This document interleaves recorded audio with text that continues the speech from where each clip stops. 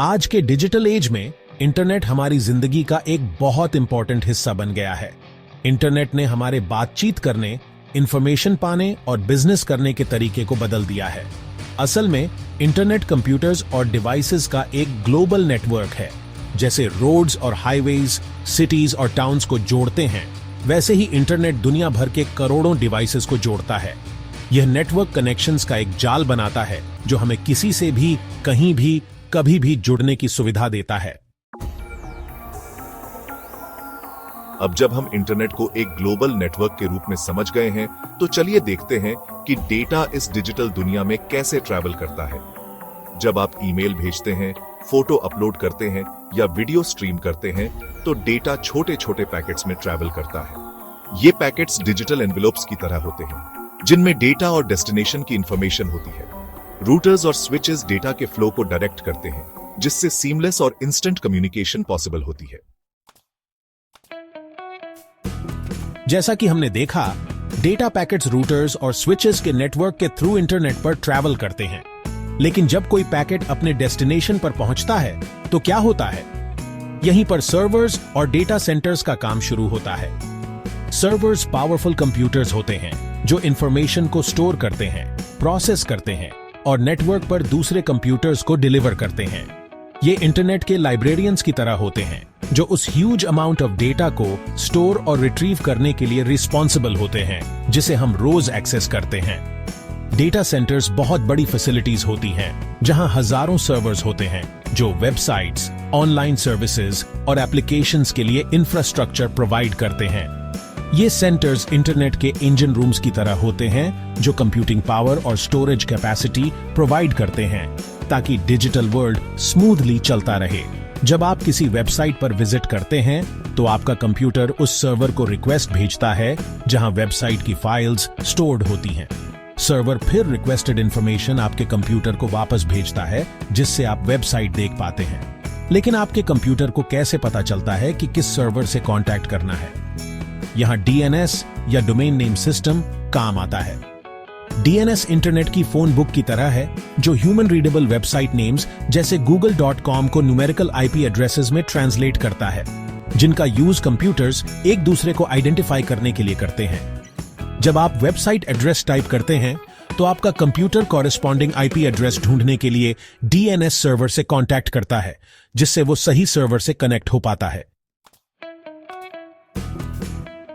जैसा कि हमने देखा, डेटा पैकेट्स राउटर्स और स्विचेस के नेटवर्क के थ्रू इंटरनेट पर ट्रैवल करते हैं। लेकिन जब कोई पैकेट अपने डेस्टिनेशन पर पहुंचता है तो क्या होता है? यहीं पर सर्वर्स और डेटा सेंटर्स का काम शुरू होता है। सर्वर्स पावरफुल कंप्यूटर्स होते हैं जो इंफॉर्मेशन को स्टोर करते हैं, प्रोसेस करते हैं और नेटवर्क पर दूसरे कंप्यूटर्स को डिलीवर करते हैं। ये इंटरनेट के लाइब्रेरियंस की तरह होते हैं जो उस ह्यूज अमाउंट ऑफ डेटा को स्टोर और रिट्रीव करने के लिए रिस्पॉन्सिबल होते हैं, जिसे हम रोज एक्सेस करते हैं। डेटा सेंटर्स बहुत बड़ी फैसिलिटीज होती हैं जहां हजारों सर्वर्स होते हैं जो वेबसाइट्स, ऑनलाइन सर्विसेज और एप्लीकेशंस के लिए इंफ्रास्ट्रक्चर प्रोवाइड करते हैं। ये सेंटर्स इंटरनेट के इंजन रूम्स की तरह होते हैं जो कंप्यूटिंग पावर और स्टोरेज कैपेसिटी प्रोवाइड करते हैं ताकि डिजिटल वर्ल्ड स्मूथली चलता रहे।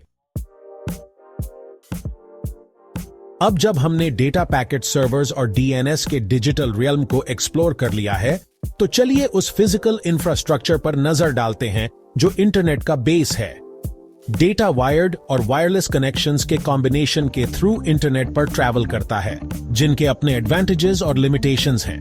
वायर्ड कनेक्शंस जैसे फाइबर ऑप्टिक केबल्स सबसे फास्ट और रिलायबल इंटरनेट एक्सेस प्रोवाइड करते हैं। ये केबल्स डेटा को ग्लास या प्लास्टिक के पतले स्ट्रैंड्स के थ्रू लाइट पल्सेस के रूप में ट्रांसमिट करते हैं, जिससे इनक्रेडिबली हाई स्पीड्स और बैंडविड्थ मिलती है।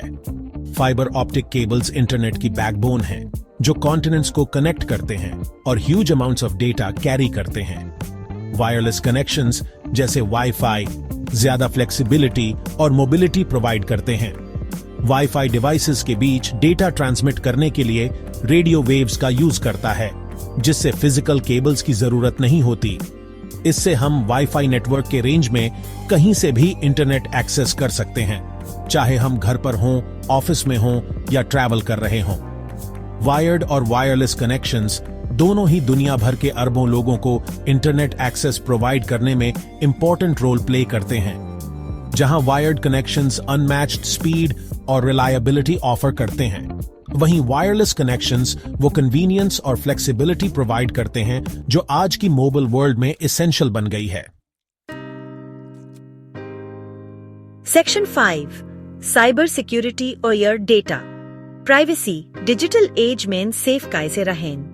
जैसे जैसे इंटरनेट हमारी जिंदगी का हिस्सा बनता जा रहा है, साइबर सिक्योरिटी और योर डेटा प्राइवेसी की इम्पोर्टेंस भी बढ़ती जा रही है।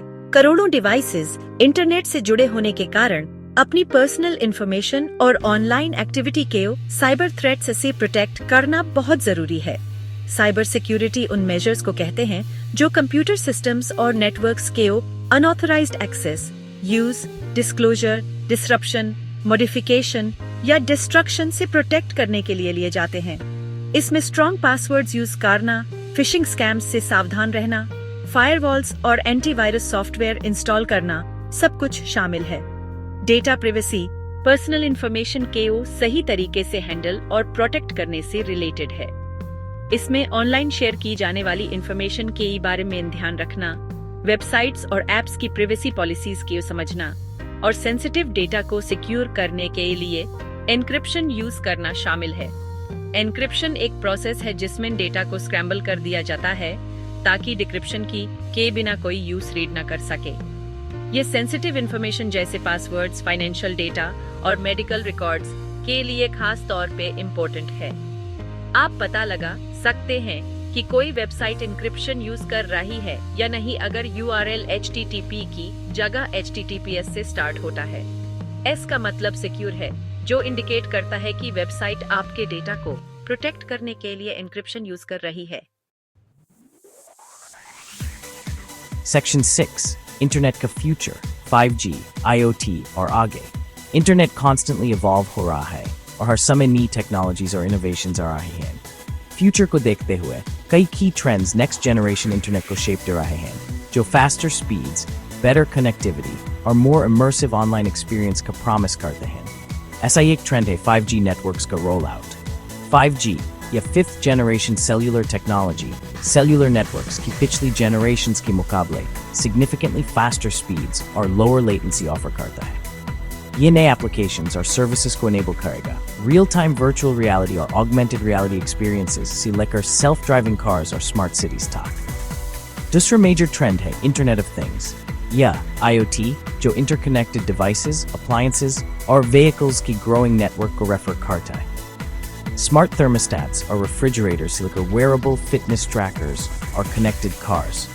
IoT डिवाइसेस हमारे जीने, काम करने और दुनिया के साथ इंटरैक्ट के तरीके को बदल रहे हैं। 5G और IoT के अलावा और भी इमर्जिंग टेक्नोलॉजीज जैसे क्वांटम कंप्यूटिंग और ब्लॉकचेन में इंटरनेट को और भी रेवोल्यूशनाइज करने की क्षमता है। क्वांटम कंप्यूटिंग क्वांटम मैकेनिक्स की प्रिंसिपल्स का यूज करके क्लासिकल कंप्यूटर्स के मुकाबले यूनिमैजिनेबल स्पीड्स पर कैलकुलेशंस परफॉर्म करता है, जबकि ब्लॉकचेन टेक्नोलॉजी ट्रांजैक्शंस को रिकॉर्ड और वेरीफाई करने का एक सिक्योर और ट्रांसपेरेंट तरीका ऑफर करती है, जो potentially finance, supply chain management और डिजिटल आइडेंटिटी जैसे इंडस्ट्रीज को ट्रांसफॉर्म कर सकती है। सेक्शन 7 इंटरनेट के इम्पैक्ट कम्युनिकेशन, इंफॉर्मेशन और कॉमर्स में क्रांति। इंटरनेट का समझ पर इम्पैक्ट रेवोल्यूशनरी रहा है। इसने ह्यूमर कम्युनिकेट करने, इंफॉर्मेशन एक्सेस करने, एंटरटेनमेंट कंज्यूम करने, गुड्स और सर्विसेज खरीदने और यहां तक कि गवर्न करने के तरीके को पूरी तरह से बदल दिया है।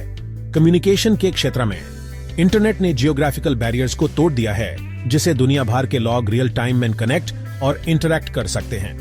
Email, instant messaging, social media और वीडियो कॉन्फ्रेंसिंग कम्युनिकेशन के कॉमन फॉर्म्स बन गए हैं, जो कॉन्टिनेंट्स में पर्सनल और प्रोफेशनल रिलेशनशिप्स को बढ़ावा देते हैं। इंटरनेट ने इंफॉर्मेशन तक एक्सेस को भी डेमोक्रेटाइज किया है, जिसे नॉलेज की एक दुनिया हमारे फिंगर टिप्स पर उपलब्ध है। गूगल जैसे सर्च इंजिन्स किसी भी टॉपिक पर इंफॉर्मेशन के लिए हमारे गो टू सोर्स बन गए हैं, जबकि ऑनलाइन एनसाइक्लोपीडियाज, एजुकेशनल रिसोर्सेज और न्यूज वेबसाइट्स इंफॉर्मेशन और पर्सपेक्टिव्स का कांस्टेंट स्ट्रीम प्रोवाइड करते हैं। इसके अलावा इंटरनेट ने ई कॉमर्स की ग्रोथ को बढ़ावा दिया है। जिससे हमारे शॉपिंग और बिजनेस करने के तरीके में बदलाव आया है। Amazon जैसे ऑनलाइन रिटेलर्स घर घर में जाने पहचाने नाम बन गए हैं, जो कंपेटिटिव प्राइसेस पर प्रोडक्ट्स की वास्ट सिलेक्शन ऑफर करते हैं, जबकि eBay और Etsy जैसे ऑनलाइन मार्केटप्लेसेस ने इंडिविजुअल्स और स्मॉल बिजनेसेस को ग्लोबल ऑडियंस तक पहुंचने का मौका दिया है। Section 8 conclusion. इंटरनेट के लगातार बदलता स्वरूप। 1960s में एक रिसर्च प्रोजेक्ट के रूप में शुरुआत करने के बाद से इंटरनेट ने बहुत लंबा सफर तय किया है।